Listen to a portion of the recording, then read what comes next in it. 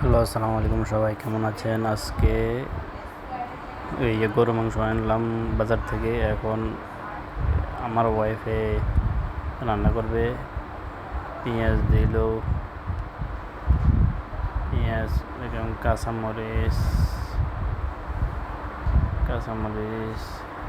তেজপাতাও দারচিনিও দেওয়া হয়েছে। এখন টমেটো দিবে।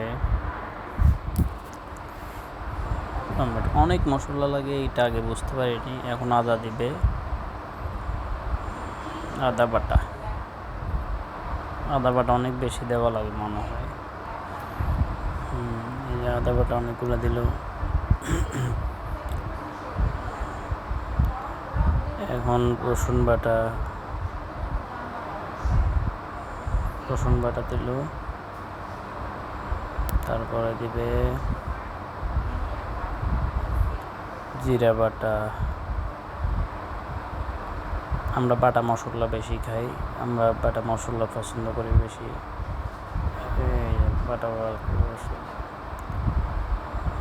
বাটা মশলা অনেক খাইতে টেস্টি, এবং গরুর মাংসের লগে তো আরও মজা বেশি হবে ইনশাআল্লাহ। এখন দেখেন, এখানে দিচ্ছে লবণ, দেশি লবণ, যেটা আমাদের কক্সবাজার হয়, দেশি লবণটা দিচ্ছি। আমরা দেশি লবণটা খুব পছন্দ করি। এখন পরিমাণ মতন হলুদ দেওয়া হচ্ছে। এখন মরিচের গুঁড়া দেওয়া হচ্ছে পরিমাণ মতো।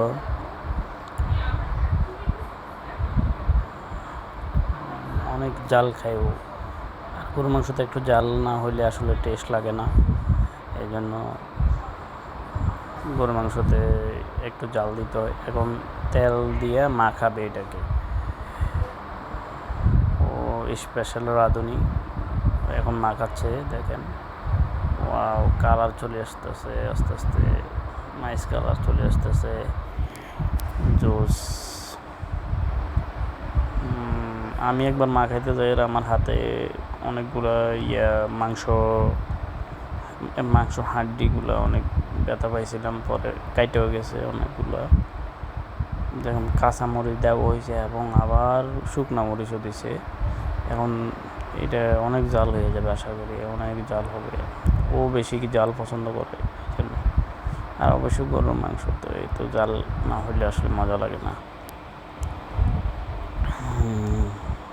Wow, nice colour. সবাই আপনারা বলবেন কালারটা কীরকম হয়েছে। এবং পানি দিচ্ছে,